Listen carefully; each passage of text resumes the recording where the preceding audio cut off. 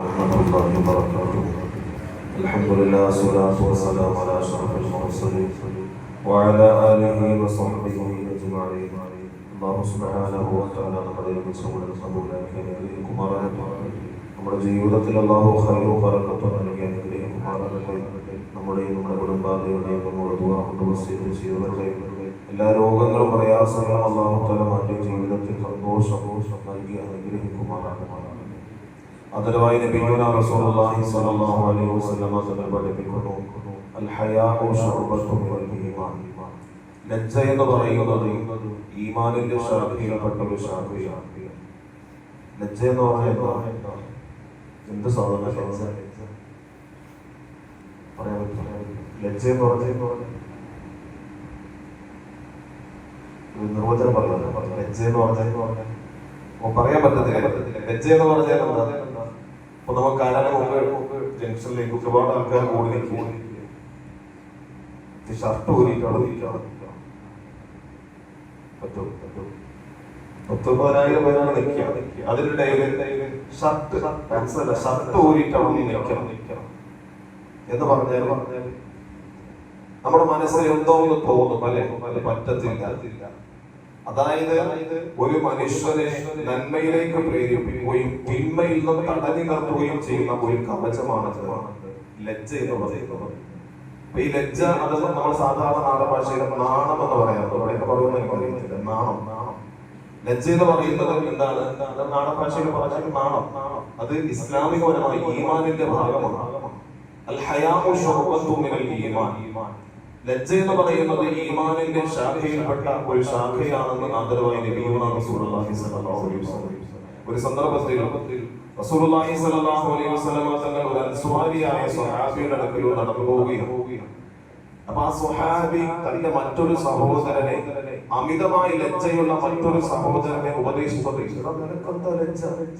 ലജ്ജ കാണിക്കുന്നത് ഇങ്ങനെയൊക്കെ പറഞ്ഞ് അമിതമായ ലജ്ജയുടെ പേരിൽ അൻസാരിയായ സ്വഹാബി മറ്റൊരു സഹോദരനെ ഉപദേശിച്ചുകൊണ്ടിരിക്കുന്നു. ഇങ്ങനെ ലജ്ജ കാണിക്കേണ്ട കാര്യമൊന്നുമില്ല, ഇങ്ങനെ നാണം കാണിക്കേണ്ട കാര്യമൊന്നുമില്ല എന്നൊക്കെ പറഞ്ഞ് ഇങ്ങനെ ഉപദേശിച്ചുകൊണ്ടിരുന്നപ്പോ റസൂലുള്ളാഹി സ്വല്ലല്ലാഹു അലൈഹി വസല്ലം തങ്ങൾ ഇത് കണ്ടിട്ട് പറഞ്ഞിട്ട് അവരെ വിട്ടേക്ക്, നീ അവരെ ഉപദേശിക്കാൻ പോകണ്ട. ലജ്ജ എന്ന് പറയുന്നത് ഈമാനിന്റെ ഭാഗമാണ്. അതൊരു വിശ്വാസിയുടെ ജീവിതത്തിൽ ഉണ്ടാകുന്ന കാര്യമാണ്. ലജ്ജയില്ലാത്തത് കൊണ്ടാണ് മ്ലേച്ഛമായ നമ്മുടെ സമൂഹം മുഴുവനും ഇന്ന് കിടപ്പറ രഹസ്യങ്ങൾ വരെ സോഷ്യൽ മീഡിയയിലൂടെ ഇത് പ്രചരിപ്പിച്ചുകൊണ്ടിരിക്കുന്ന, അല്ലെങ്കിൽ അതിലൂടെ വരുമാനം നേടിക്കൊണ്ടിരിക്കുന്ന, മറ്റുള്ളവരെ ഇക്കിളിപ്പെടുത്തുന്ന തരത്തിലുള്ള പ്രവർത്തനങ്ങൾ ചെയ്തുകൊണ്ടിരിക്കുന്ന ലജ്ജ നഷ്ടപ്പെട്ടു പോയ വർത്തമാന കാലഘട്ടത്തിലാണ് ഞാൻ നിങ്ങൾ ജീവിക്കുന്നത്. എത്ര മലീമസമായ സംസ്കാരമാണ് എന്ന് നാം ചിന്തിച്ചു നോക്കണം. ലജ്ജയുള്ള ഒരു മനുഷ്യനെ സംബന്ധിച്ചിടത്തോളം അതൊന്നും ഉണ്ടാകില്ല. അവൻ ഈമാൻ തകർന്നു പോയി. അതുകൊണ്ടാണ് ഈമാൻ തകർന്നു പോയത് കൊണ്ടാണ് ആ മനുഷ്യന് ലജ്ജ ഉരുമാറ്റപ്പെട്ടത്.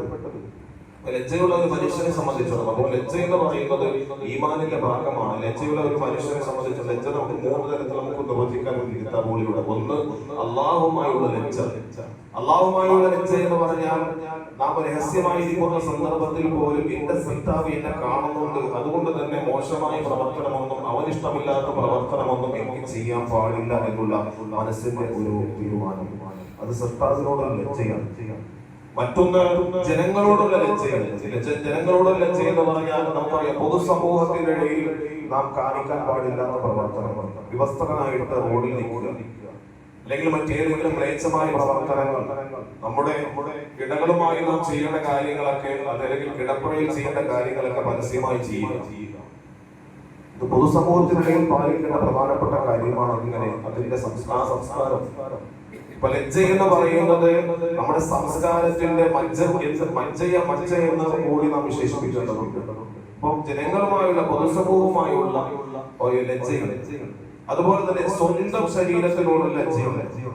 സ്വന്തം ശരീരത്തിലുള്ള ലജ്ജയെന്ന് പറഞ്ഞാൽ എനിക്കത് ചെയ്യാൻ പാടില്ല, അല്ലാഹു തആല എന്നെ കാണുന്നുണ്ടല്ലോ. അപ്പൊ അതുകൊണ്ട് തന്നെ എന്റെ ശരീരം അത് എന്റെ ആത്മാവിനോട് കാണിക്കേണ്ട ഒരു ലജ്ജയാണ്. എന്റെ ആത്മാവിനോട് ഇങ്ങനെ ഞാൻ എന്റെ സ്വന്തം ശരീരം ഞാൻ ഒറ്റപ്പെട്ട് ജീവിക്കുമ്പോൾ പോലും, കഴിയുമ്പോൾ പോലും എന്റെ ശരീരത്തിനോട് അത് ചെയ്യാൻ പാടില്ല, അള്ളാഹുവിനോട് അത് കൽപ്പിച്ചിട്ടില്ല എന്നൊരു ചിന്ത. സ്വന്തം ശരീരത്തിനോടുള്ള ലജ്ജ, സൃഷ്ടാവിനോടുള്ള ലജ്ജ, സൃഷ്ടികളോടുള്ള ലജ്ജ, ഇതെല്ലാം ഒരു വിശ്വാസിയുടെ ജീവിതത്തിൽ സമ്മേളിക്കണം. ഒരു ജീവിതത്തിൽ കൃത്യമായി ഉണ്ടാകുമ്പോൾ മാത്രമാണ് ആ വിശ്വാസി കൃത്യമായി ഈമാനിന്റെ പാതയിലാണ്. ലജ്ജ മരിച്ചുപോയാൽ നമ്മുടെ സംസ്കാരം മരിച്ചുപോയി, നമ്മുടെ ഈമാൻ ഊരിപ്പോയി, നമ്മുടെ ഈമാൻ നഷ്ടപ്പെട്ടു പോയി. അല്ലാഹു കാത്തുരക്ഷിക്കുമാറാകട്ടെ. ലജ്ജയുള്ള സംസ്കാരത്തിന്റെ വാഹകരായി ഉത്തമ മുത്തഖീങ്ങളിൽ അല്ലാഹു നാം ഏവരെയും ഉൾപ്പെടുത്തി അനുഗ്രഹിക്കുമാറാകട്ടെ. ജീവിതത്തിൽ എല്ലാ നന്മകളും അല്ലാഹു തആല നമുക്ക് ഏവർക്കും നൽകി അനുഗ്രഹിക്കുമാറാകട്ടെ. വാഖിറു ദഅ്വാനാ അൽഹംദുലില്ലാഹി റബ്ബിൽ ആലമീൻ.